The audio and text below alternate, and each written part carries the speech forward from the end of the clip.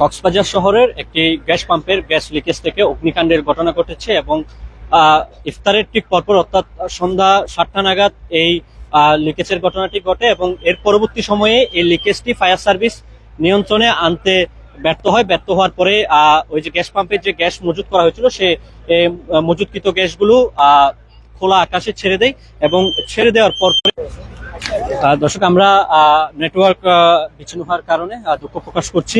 আর যেটি বলছিলাম যে কক্সবাজারে একটি গ্যাস পাম্পের গ্যাস লিকেজের ঘটনা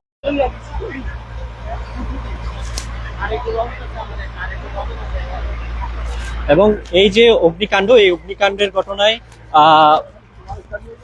এখন পর্যন্ত আমরা একজন ফায়ার সার্ভিস কর্মী এবং 3 জন স্থানীয় তাদের আহত হওয়ার তথ্য আমরা পেয়েছি এবং ফায়ার সার্ভিস কক্সবাজার স্টেশনের একাধিক টিম তারা এই যা আগুন সেই আগুন নিয়ন্ত্রণের জন্য কাজ করছে। একই সাথে আগুন নিয়ন্ত্রণের জন্য এখানে কক্সবাজারের যে রামু সেনানিবাস রয়েছে সেই সেনানিবাস থেকে কিন্তু ফায়ার সার্ভিসের একটি টিম তারা এই যে অগ্নিকাণ্ড সেই অগ্নিকাণ্ড ও নিয়ন্ত্রণের জন্য যে জায়গায় লিকেজের ঘটনাটি ঘটেছে তার থেকে আনুমানিক 100 গজ দূরত্ব অবস্থান করছে এবং সন্ধ্যা 7টার পরপরে এখানে লিকেজের ঘটনা হওয়ার পরপরেই ফায়ার সার্ভিস টিম তারা সেই পরিস্থিতি নিয়ন্ত্রণ করতে না পারার পর সেই গ্যাসগুলো কিন্তু ছেড়ে দেয় এবং ছেড়ে দেওয়ার এক পর্যায়ে রাত আনুমানিক 9:30টার দিকে দাও দাও করে আগুন জ্বলে ওঠে এবং আগুন জ্বলে উঠলে পেট্রোল পাম্পটি এবং এর আশেপাশে যে বসত বাড়িগুলো রয়েছে সেই বসত বাড়ি তো এই আগুন ছড়িয়ে পড়ে এবং আমরা যে তথ্য পেয়েছি আনুমানিক প্রায় 30টির মতো স্থাপনা এখনো পর্যন্ত ক্ষতিগ্রস্ত হয়েছে। এই মুহূর্তে যে তথ্য আমরা জানতে পেরেছি যে আগুন নিয়ন্ত্রণে এসেছে, তবে যে গ্যাসটি মজুত করা হয়েছে যে ট্যাঙ্কে সেটি বিস্ফোরণের ঝুঁকি রয়েছে। সে কারণে এখানে হচ্ছে আশেপাশের যে বসত বাড়িতে যারা অবস্থান করছিল তাদেরকে সরিয়ে নিরাপদ আশ্রয় নিয়ে যাওয়া হয়েছে। একই সাথে এখানে প্রচুর পরিমাণে স্থানীয়দের আমরা উৎসুক জনতার ভিড় দেখতে পেয়েছি। সেনাবাহিনীর একাধিক টিম, পুলিশের একাধিক টিম তারা কিন্তু এখানকার সেই পরিস্থিতি নিয়ন্ত্রণের জন্য কাজ করছে, আমরা সেটি দেখতে পেয়েছি। আগুনটি মোটামুটি নিয়ন্ত্রণে এসেছে, তবে পুরোপুরি নিশ্চিত হওয়ার জন্য ফায়ার সার্ভিসের আমরা এই মুহূর্তে দেখছি আরো একটি টিম তারা এই যে অগ্নিকাণ্ড সেই অগ্নিকাণ্ড ও নিয়ন্ত্রণের জন্য এখানে এসেছে এবং এখানে অগ্নিকাণ্ডের যে নিয়ন্ত্রণের কাজ সে কাজে যোগ দেওয়ার জন্য আসছে। সহকর্মী আরস ফারুক আছেন, আমি একটু আপনার কাছে জানতে চাইবো আসলে এখানে ঠিক কি ঘটনা ঘটেছিল এবং বর্তমান কি পরিস্থিতি এখানে। আসলে আপনারা যেমনটি দেখছেন যে এখানে আসলে বর্তমানে প্রায় 7টি যে ফায়ার সার্ভিসের টিম কাজ করছে, তার মধ্যে দুটি আসলে সেনাবাহিনীর টিম এসেছে এখানে কাজ করতে। আসলে ভয়াবহতাটা এমনই আসলে ভয়াবহ অবস্থা যে সেনাবাহিনী এসে এখানে সেনাবাহিনী সহ যারা সিভিল যারা আছে সবাই আসলে এখানে এসে কাজ করছে আগুন নেভানোর জন্য এবং এখানে যে উৎসুক যে জনতা সে জনতাকে আসলে বারবার তারা সরিয়ে দিচ্ছে এবং আমরা যদি লক্ষ্য করেছি যে আগুন নিভার পরে আবার আসলে কিছুক্ষণ পরে আসলে দাও দাও করে জ্বলে উঠছে। এর কারণ হচ্ছে আসলে যে গ্যাসটা আসলে বিভিন্ন জায়গা থেকে ছড়িয়ে গিয়েছে, সেই গ্যাসটা ছড়িয়ে যাওয়ার কারণে এখন বিভিন্ন জায়গা থেকে আসলে হঠাৎ করে আগুন জ্বলে উঠছে। তো সেই কারণে এখন পর্যন্ত আসলে আমরা বলতে পারছি না যে আগুন নিয়ন্ত্রণে এসেছে, কিন্তু আগুন নিয়ন্ত্রণে এখন পর্যন্ত কাজ করছে।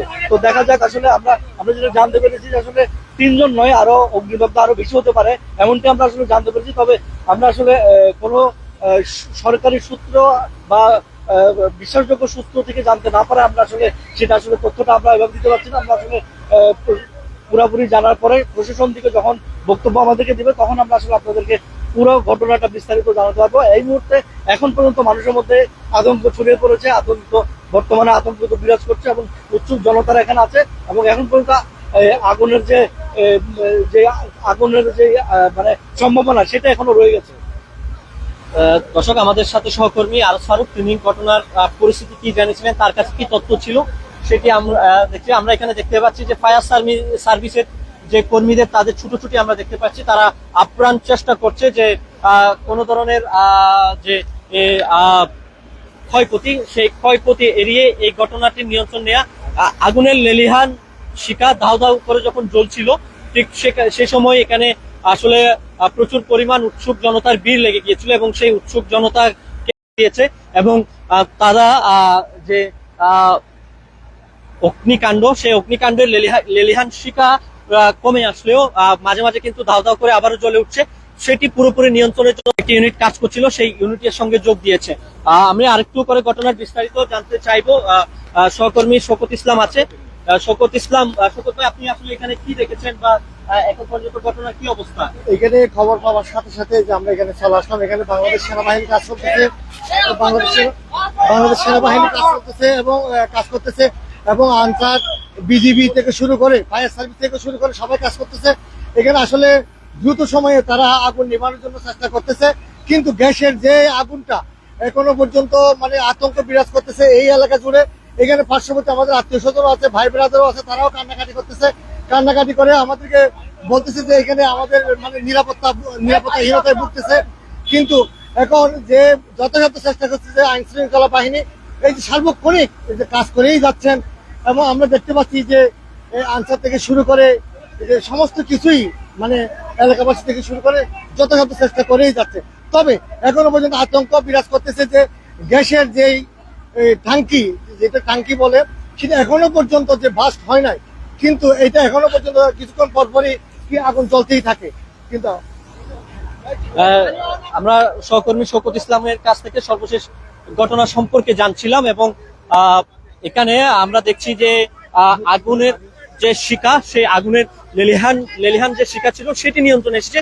তবে মাঝে মধ্যেও কিন্তু আমরা দেখছি যে আবারও কিন্তু দাও দাও করে আগুন জ্বলে উঠছে। এর কারণ হিসেবে ফায়ার সার্ভিসের এখানে যারা দায়িত্বরত ছিল তারা আমাদেরকে বলছেন যে গ্যাস যে মজুত করা হয়েছিল সেখানে এখনো বেশ কিছু পরিমাণ গ্যাস অবশিষ্ট রয়ে গেছে। সেই কারণে কিন্তু এই যে অগ্নিকাণ্ড সেটি আসলে নিয়ন্ত্রণে এখনো পর্যন্ত আসছে না।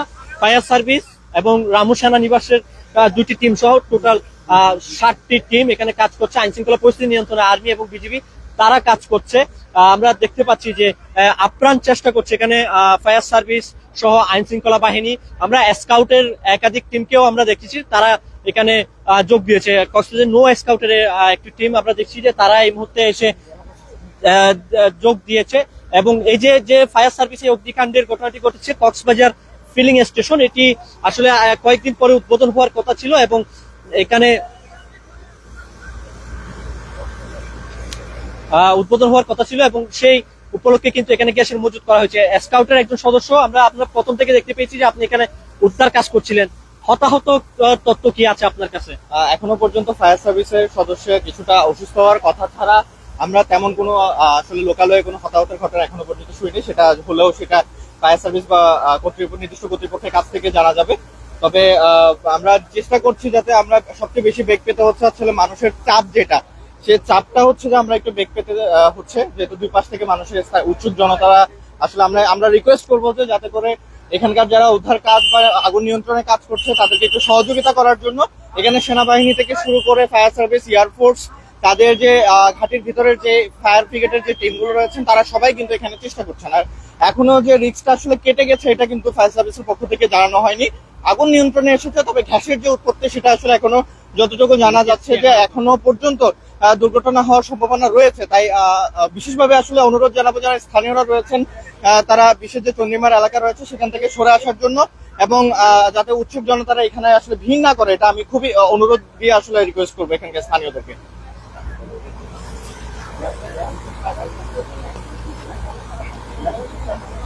দর্শক, সর্বশেষ যে তথ্যটি আমরা এই মুহূর্তে আমরা পেয়েছি যে এয়ারফোর্সের কক্সবাজার বিমানবন্দরের যে ফায়ার সার্ভিসের টিম আছে, ফায়ার সার্ভিস টিমের যে ফায়ার সার্ভিস আছে কক্সবাজার বিমানবন্দরে আমরা অবস্থান করতেছি, বাকিটা আল্লাহর ইচ্ছা।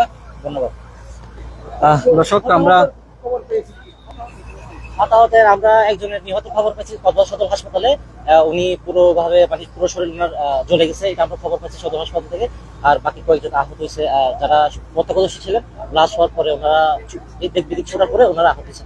আমি একটা জিনিস বলতে চাই, এখানে আপনাদের পানির সংকট, আশেপাশে যারা আছেন দ্রুত আপনারা পৌরসভা বলেন, কক্সবাজার জেলা সদর জেলা প্রশাসক বলেন এবং বাংলাদেশ পুলিশ বলেন, আপনারা একটু পানির ব্যবস্থা করেন। এখানে পানির সংকট, আশেপাশে খুবই পানির সংকট। আমার জানা মতে ফায়ার সার্ভিসের কক্সবাজার সদরের 3টি এবং রামু উকিয়া থেকে আরো 2টি 5টি টোটাল এখানে কাজ করছে। বাংলাদেশ সেনাবাহিনী, বাংলাদেশ বিমান বাহিনী এখন আমাদের অগ্নি নির্বাহন কাজে যুক্ত হয়েছে।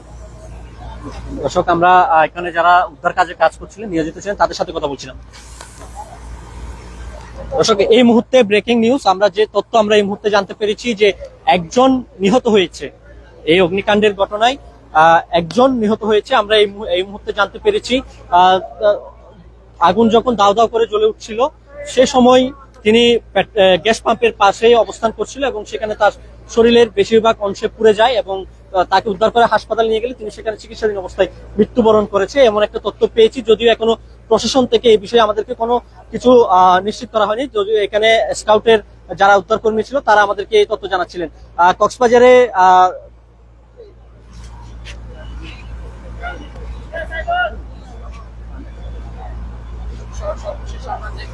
দর্শক, কক্সবাজারে গ্যাস পাম্পের লিকেজ থেকে যে অগ্নিকাণ্ড, সেই অগ্নিকাণ্ড আগুন, সেই আগুন ফায়ার সার্ভিস, সেনাবাহিনী এবং বিমান বাহিনীর চেষ্টায় এটি নিয়ন্ত্রণে এসেছে। তবে এখনো পর্যন্ত ঝুঁকিমুক্ত নন বলে তারা জানিয়েছেন, কারণ গ্যাস পাম্পে যে গ্যাসের মজুদ, সেই মজুদ এখনো পুরোপুরি শেষ হয়ে যায়নি, যে কারণে এখনো ঝুঁকিপূর্ণ আছে বলে তারা আমাদেরকে জানিয়েছেন।